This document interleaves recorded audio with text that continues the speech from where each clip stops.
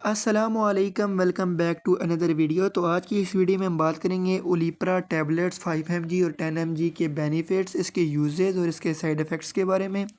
Video start کرنے سے پہلے آپ سب بہن بھائیوں سے میری ایک چھوٹی سی ریکویسٹ ہے، اگر آپ کو میری ویڈیو پسند آئے تو ویڈیو کو لائک کر دینا اور چینل کو سبسکرائب کر دینا اور بیل آئکن کو پریس کر دینا تاکہ میری ہر نئے آنے والی ویڈیو آپ تک ایزیلی پہنچ سکے۔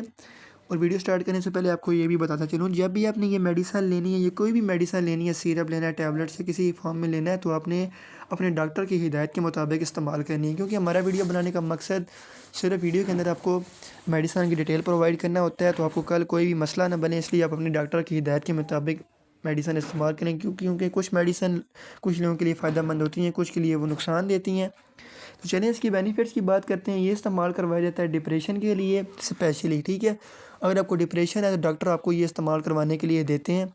اس کے بعد غصہ کم کرنے کے لیے، اکثر لوگوں کو غصہ بہت زیادہ آتا ہے، تو اس چیز کے لیے بھی ڈاکٹر اس کو استعمال کروانے کے لیے دیتے ہیں۔ ہائی بلڈ پریشر یہ وجہ سے نا کچھ لوگوں کو غصہ جلدی آ جاتا ہے۔ اور تیسری چیز، جن لوگوں کو بھولنے کی عادت ہوتی ہے، ان کی یادداشت کمزور ہو چکی ہوتی ہے، ان کو کوئی چیز یاد نہیں آتی، تو اس چیز کے لیے آپ اس کو استعمال کروا سکتے ہیں۔